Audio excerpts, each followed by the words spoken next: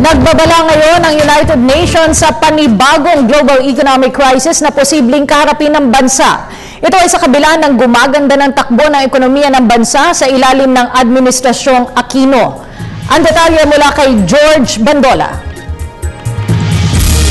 Sa mga developing countries noong 2010 hanggang matapos ang 2012, nagbabala ngayon ang United Nations sa posibleng panibagong global economic crisis. Ang babala ay inisyu ng UN Asia Pacific Trade and Investment Report sa mga bansa sa Asia at Pasipiko, lalo na sa mga developing countries. Ayon sa website ng UN, ang pinaigting na kampanya para isalba ang Eurozone mula sa krisis ay magdadala ng panibagong pressure sa mga bansa sa Asia at posibleng magbabagal sa galaw ng ekonomiya.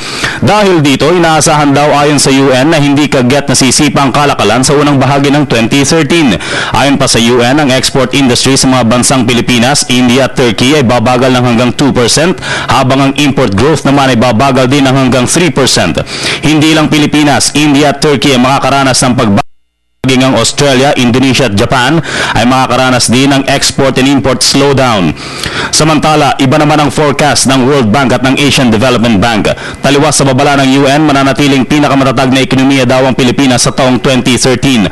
Ayon naman sa Asian Development Bank, bababa ng 6.2% mula sa growth forecast na 6.4% ang ekonomiya ng Pilipinas, dahil pa rin daw ito sa mabagal na pagtanggap ng Europa ng mga produktong galing sa Pilipinas o sa mga Asian developing countries. Taliwas sa pag-aaral ng dalawang ahensya, ayon naman sa World Bank, lalago pa ng 6% ang ekonomiya ng bansa at papalo ng hanggang 6.4% sa pagtatapos ng 2014. Ang patuloy na reformang pang-ekonomiya ang sinasabi ng World Bank na dahilan sa patuloy na tiwala ng mga negosyante sa atin. Para sa Telebisyon ng Bayan, George Bandola.